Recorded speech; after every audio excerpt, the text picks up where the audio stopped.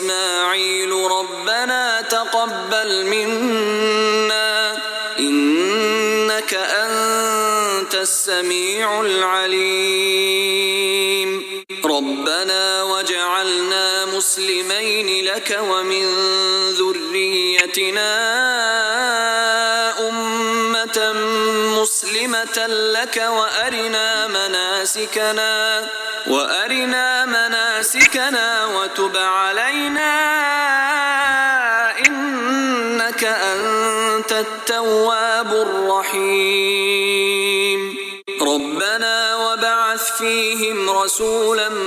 منهم يتلو عليهم آياتك ويعلمهم الكتاب والحكمة ويزكيهم إنك أنت العزيز الحكيم